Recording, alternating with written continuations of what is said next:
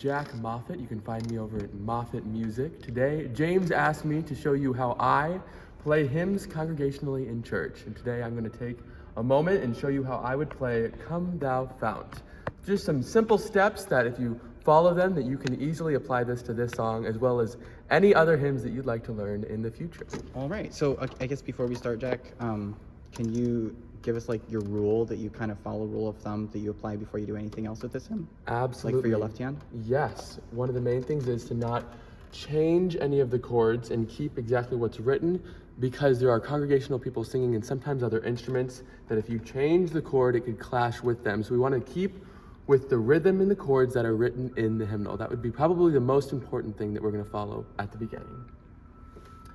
So as we start, we're going to start with the right hand. It is written just for two parts or one part. It's written for the vocals. We're going to add the tenor part into our right hand. What the point of that is to fill the chord. So instead of playing, we're going to add that tenor or the note that's in the chord. And you ask, okay, once you get that, what do you do next? With the left hand, you're going to double that bass into an octave. Okay, so explain to me before we keep going. You're getting the tenor. Where are you getting the tenor from, and what are the other notes? I'm assuming the top note is the melody, middle note is the alto, and the bottom note in your right hand to make it like a full 3-note chord in your right hand is the tenor note from the bass clef. This is true. And sometimes you might run into a chord where there's a note missing in the chord. If you know what the chord is by reading the music, you can just fill that chord to make it full. So the goal is to add the tenor and to fill the chord.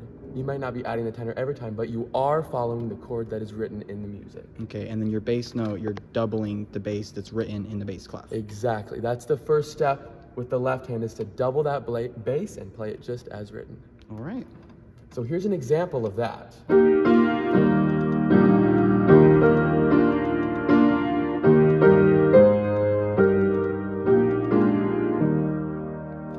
You say, okay, I have worked on that, and that may take some time, but I believe that you can do it if you spend time doing it. The next step that you want to do, potentially, is you can make an octave out of the right hand and then fill the chord. You've already worked on filling the chord with the melody in one note. Now we're going to do octave. It doesn't have to be every single note in the melody, just the main notes.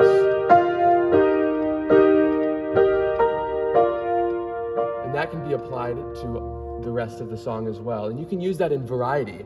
You may want to start smaller, and then maybe later to add variety. So what you just did is you started the first couple notes and you played just the chord. You had the melody like it's written in the hymnal with the alto and tenor underneath it. That's how you played it. And then you got to a little bit more of the song and you expanded and you took the melody, you put an octave, and then filled the chord in between the melody, right? So if I played it without those middle notes, it's literally just the melody in octaves.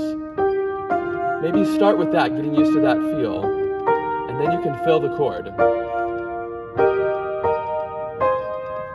And you say that may be difficult. One thing that's very helpful is to practice your chords and inversions in all of your keys, and that will make that a lot more comfortable when you go to play that fuller sound that you're looking for in church. Good. Okay, so let's move to the bass and let's kind of see how you develop that real quick. So we already saw that you take the bass note and you octave it, and that's kind of basic. That's kind of what we call 5-part hymn playing. Yes. I think Shelley Hamilton talks about that a little bit. Yes. In her Hymnproviser, which you say is a really, really good tool. I've never done it, but I should. Yes, I highly recommend it. Okay, so once you're really good at just doubling the bass and following that, how do you develop that from there? Okay, so you know what the chord is, and you are comfortable playing the bass that is written in octaves. Well, you may have 2, maybe 3 measures of the same chord, and that could get very monotonous. So what I recommend you do is to add variety. You ask, how can I add variety to just the same chord? What you can do is something I like to call spelling out the chord. If you know an E-flat chord has E-flat, G, and B-flat, then you can spell that out in the measure. So for instance, watch carefully.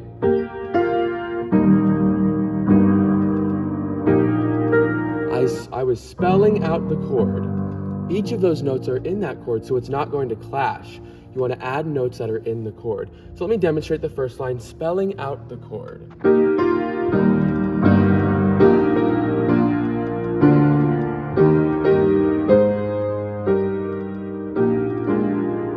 And I saw there you were spelling out that E flat chord going E flat, G, B flat, and then the chord changed and you kept working up, but since the chord changed, you were using different notes to spell out the new chord, which is why it looked like you were doing other things. Yes, that is exactly right. Sometimes the chord changes quickly. So walk through that real quick. Okay, so here we go. We have E flat, and then we have a B flat chord, which we're already on the B flat. Spelling it, okay. And then I'm going to spell this chord, but it's also playing the alto in the bass. Okay, so really quick, we had just changed back to an E flat really, really quickly That after that B flat, so that's why it looked like we weren't staying on B flat.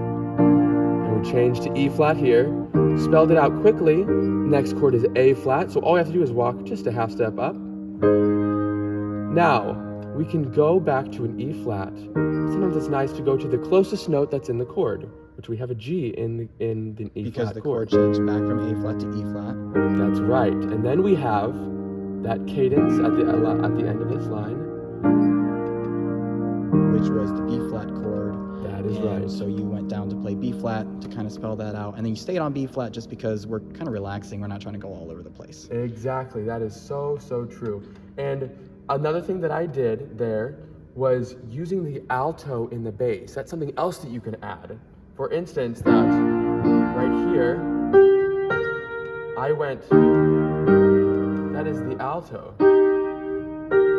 I borrowed that alto, and it's also spelling out the chord, so it's doing two things at once, kind of. Just to add some more flavor, you can do that in any part of the hymn. All right.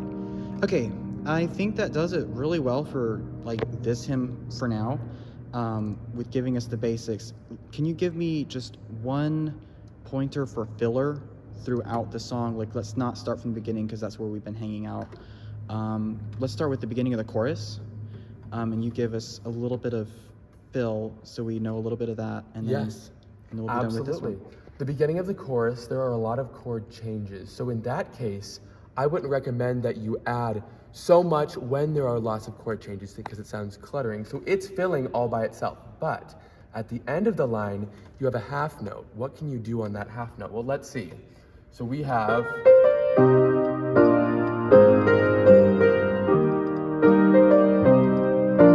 right here, we have a half note that we So hold. all through that time, you were spelling out the chord and literally just doing what we talked about, and it That is sounded exactly right. Yes, Okay. all we were doing was spelling out that chord and using those notes that were in that chord.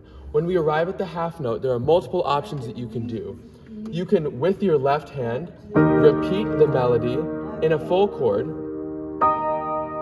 That is an option that we can use. We can also just repeat it with the bass, just playing an octave lower. Let's try that. okay. That's an option. Or if you have the time and are comfortable, you could even do an arpeggio. So we have.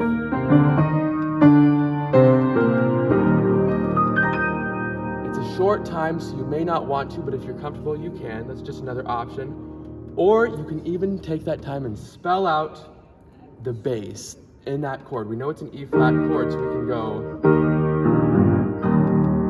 And then you that just kind of short like time. sit there and wait until the conductor. Right. That's exactly right. We want to watch and Right. see how long, because some people may hold it out longer than you know or are comfortable with. So it's always wise to pay attention and to do less the first time. Watch what he's doing, and then the second time around, maybe you can add that arpeggio or something that you are wanting to fill with. All right, sounds good. Thanks, Jack. And your Moffitt music, if they want to check you out at all. Yes, that is. That's good. I highly recommend it. He knows what he's doing. So, all right, Thank that's you it. all so much.